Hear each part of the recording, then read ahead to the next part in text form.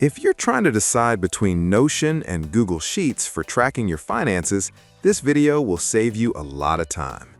I've built complete finance systems in both and use them regularly. And in this video, I'll walk you through a practical comparison so you can decide which one actually fits your way of managing money. Let's start with the Notion Finance Tracker. At the top, you'll see the navigation bar, which remains consistent across the entire tracker and makes it easy to switch between tabs. Next, here on the left, you'll see the annual overview of your finances. This section summarizes your total income, total expenses, total savings, and average savings percentage for the entire year, giving you a clear picture of your finances for the year in just one view. Next, over here on the right side, you'll see the monthly savings chart.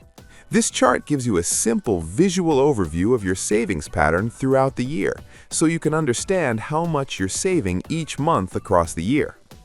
When you scroll down a bit, you'll see a table view which summarizes your annual financial position, including total income, total expenses, total savings, and your average savings percentage. This table view shows the same information as the grid view above, and that's intentional.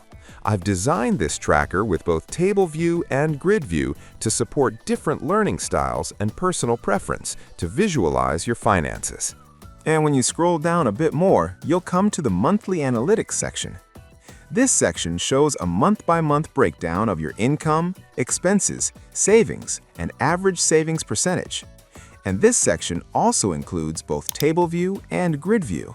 And you can switch between table view and grid view here. The table view is great for comparing numbers, and grid view is useful if you prefer a more visual layout.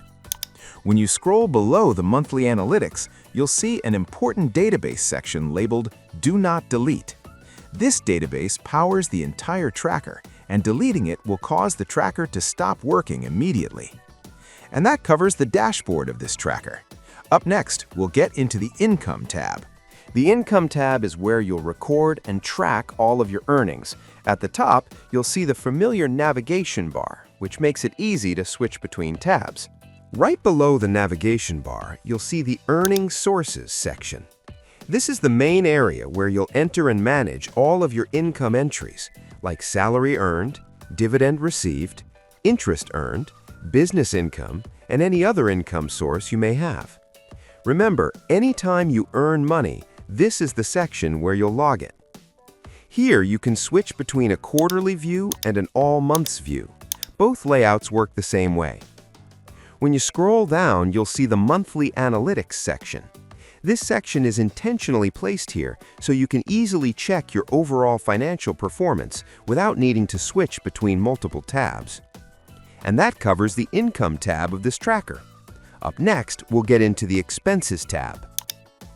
The Expenses tab is where you'll record and track all of your spendings. So basically, any money that's going out of your account will be added here. At the top, you'll see the familiar navigation bar, and right below the navigation bar is the Expenditure Sources, Cash Paid Only section. This is the core area of the Expenses tab, where you'll enter and manage all of your expense entries. Here, you'll add things like rent paid, groceries, utilities, transport, insurance, and any other expenses that were paid using cash or money you already had available in your account. A very important rule to remember here is this: expenses are payments made using your own money. If a payment is tied to borrowing, such as purchases made using a credit card, those are tracked separately in the Debt and Liabilities section. This keeps your spending and your borrowing clearly separated. And this separation helps keep everything clearly organized and easy to understand. Here, you can switch between a quarterly view and an all months view. And yes, both layouts work the same way. Here, you'll notice a few key columns. The Budget column shows the budgeted amount for each expense. The Expense Source column shows what the expense is. The Amount column shows how much you actually spent. The Date column records when the expense occurred, and the In or Over Budget column automatically tells you whether you stayed within your budget or went over. When you scroll down, you'll see the Monthly Analytics section. This section is intentionally placed here so you can easily check your overall financial performance without needing to jump between multiple tabs. And that covers the Expenses tab of this tracker. Up next, we'll move on to the Budget versus Actual tab. In the Budget versus Actual tab, you can compare your planned budget with your actual spendings on a monthly basis, and also see a yearly summary of how everything adds up. At the top, you'll see the familiar navigation bar, which works the same way throughout the tracker. Right below that is the Monthly Analytics table for Budget versus Actual. Each month here automatically compares how much you plan to spend versus how much you actually spent. Here, everything works automatically once your expense entries are added in the Expenses tab. Here, the planned budget column shows how much you plan to spend for the month, while the actual expenses column shows what you actually spent.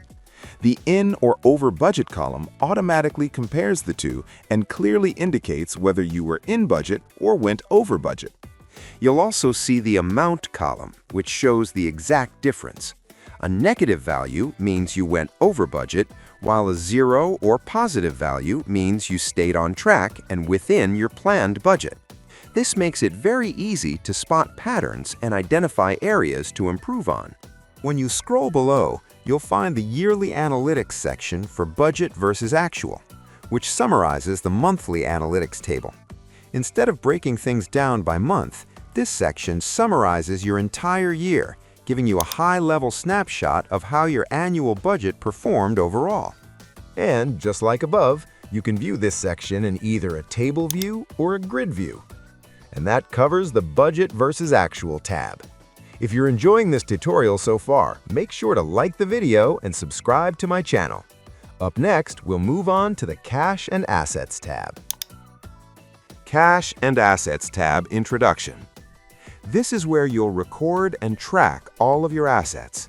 Basically, anything you own that has value or represents economic worth and can benefit and contribute to your financial future will be added here. As soon as you open the Cash and Assets tab, you'll notice the navigation bar at the top, which works the same way as the rest of the tracker and helps you move around easily. Right below that is the Monthly Net Worth section. This section provides a month-by-month breakdown of your total assets, total liabilities, and your net worth, giving you a clear picture of how your financial position changes over time. Right below the Monthly Net Worth section is the Cash and Assets section, which is the main area where you'll enter and manage all of your asset records. This is where you'll log things like property purchases, treasury bonds, savings and current account balances, or any other assets you own. Anytime you buy or acquire a new asset, you'll record it here. This section also allows you to switch between a quarterly view and an all months view. Both layouts function exactly the same, so you can use whichever one feels more comfortable. When you scroll down past the Cash and Assets section, you'll come across the Monthly Analytics section. This section is intentionally placed here so you can easily check your overall financial performance without needing to jump between multiple tabs. And that covers the Cash and Assets tab. Up next, we'll get into the Debt and Liabilities tab. Debt and Liabilities tab Introduction. This is where you'll record and track all of your debts and liabilities. So basically, any money that you owe or are financially responsible for paying back, either now or in the future, will be added here. Keep in mind, if it's money that needs to be repaid at some point, it belongs in this tab. As soon as you open the Debt and Liabilities tab, at the top you'll see the navigation bar. Right below that is the Monthly Net Worth section. This section ties everything together by showing your total assets, total liabilities, and net worth on a month-by-month basis. As you reduce debt or take on new liabilities, you'll see the impact reflected here automatically. This makes it easy to see how your debts impact your financial position over time. When you scroll down, you'll find the Debt and Liabilities section.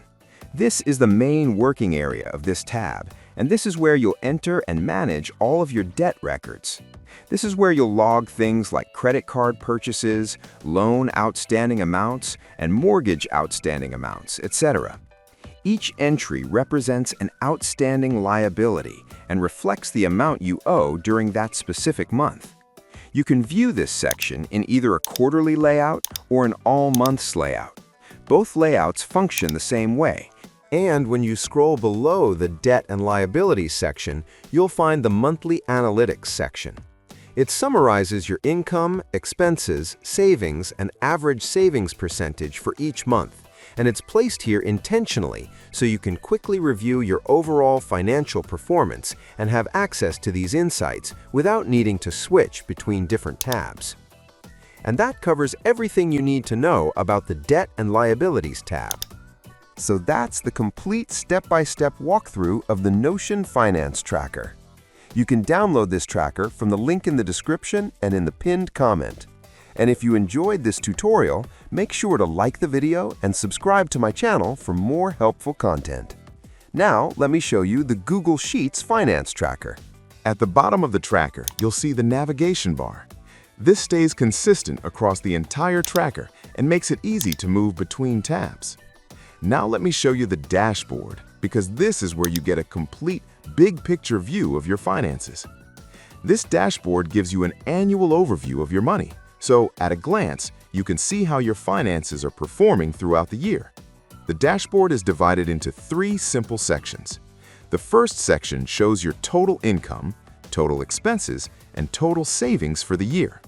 This immediately tells you how much you earned, how much you spent, and how much you were able to save overall. The second section provides a monthly overview of your finances.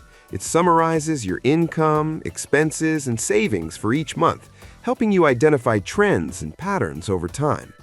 Now let's move on to the third section of the dashboard, which breaks everything down by category. First, we have the Income by Categories section. Here, you can see exactly where your money is coming from, making it easy for you to quickly identify your most important income sources and adjust your financial strategy if needed. And the second section shows Expenses by Categories. This is extremely helpful because it shows you exactly where most of your money is going, helping you quickly identify your biggest expense categories and make informed budgeting decisions. Overall, this dashboard is designed to give you clarity and insights by bringing in all your most important numbers in one place. And that covers the Dashboard tab of the tracker. Up next, we'll get into the Monthly Tracking tabs. As you can see, I've created a separate tab for each month, which makes navigation super simple and intuitive. You can jump to any month instantly with just one click. Inside each monthly tab, you'll find a clean overview of your finances, divided into 3 sections: income, expenses, and savings. On the left, you'll find the income section. This is where you track all your income sources, including salary paychecks, side hustles, rental income, and any interest or dividends or bonuses you might receive. Now let's move on to the expenses section in the middle. This is where you track all your spending, like rent, credit cards repayments, mortgage payments, loans repayments, and any purchases you made using cash or money you already had in your account goes here. The key rule to remember here is that expenses are payments made using your own money. If a payment is tied to borrowing, or any purchases you made using a credit card, are tracked separately in the Debt and Liabilities section to keep everything clearly organized. Now, let's move on to the cash flow section on the right. Once your income and expenses are entered, your savings are calculated automatically in real time, eliminating the need for manual calculations. So there's no manual work required in the cash flow section. And right here in the cash flow section, you'll see your total income, total expenses, and total savings of the month, along with a visual chart that makes your cash flow easy to understand at a glance. Now, when you scroll down, you'll see the second part of the monthly tab, and this is where everything comes together. This section mirrors the structure above, But instead of tracking income, expenses, and savings, it tracks assets, liabilities, and net worth. On the left, we have the Cash and Assets section. This includes money in your savings and current accounts, investments like stocks, bonds, or real estate, and also your current month's remaining balance. This amount represents the money you've saved during the month, which will typically be added to your savings account in the next month. This helps keep your income entries accurate and avoids double counting. In the middle, we have the Debt and Liabilities section, such as your mortgage balance, loans, and credit card spending. Any purchases made on a credit card during the month should be added here. Then, when you record the repayment as an expense in the next month, you simply reduce that balance. This keeps your cash flow and debt tracking perfectly aligned. Once your assets and liabilities are entered, your net worth is calculated automatically in real time. And as your assets grow or your debts go down, your net worth updates instantly. And there's no manual work required in the net worth section. And right here, you'll see your total assets, total liabilities, and total net worth of the month, along with a visual chart that makes it easy to understand your financial position at a glance. And that covers the monthly tabs of the tracker. Up next, we'll get into the Categories tab. Now, let's talk about the Categories tab. This tab works behind the scenes quietly in the background, and categories are something that you usually set up once and reuse every month, so there's no need to access this tab regularly. One important thing you may have already noticed is that every entry in this tracker uses a drop-down option. This means you don't have to type category names manually every time you put in an entry, and this helps keep your data consistent across the entire spreadsheet. This Categories tab is where all those drop-down options come from. So from the start, you can define your income categories, expense categories, cash and asset categories, and debt and liability categories right here. And once your categories are set up, just right-click the Categories tab and select the Hide Sheet option, and that's it. This action will hide this tab, and you'll rarely need to touch this tab again. It just works quietly in the background and keeps everything organized. And that covers the Categories tab of the tracker. Up next, we'll get into the Support tab. Here I want to mention an important hidden tab called the Dashboard Support tab. Whenever you try to open this tab or make changes to this tab, you'll see a pop-up warning message asking if you really want to edit it. If you choose Cancel, everything stays exactly the same. If you choose OK, the system will allow the edit. It's important to know that if this tab is deleted, all three dashboards will stop working immediately, since they depend entirely on the data and formula stored here. So unless you know exactly what you're changing, it's best to leave this tab as it is. And that covers the Support tab of the tracker. So that's the complete step-by-step walkthrough of the Google Sheets Finance Tracker. You can download this tracker from the link in the description and in the pinned comment.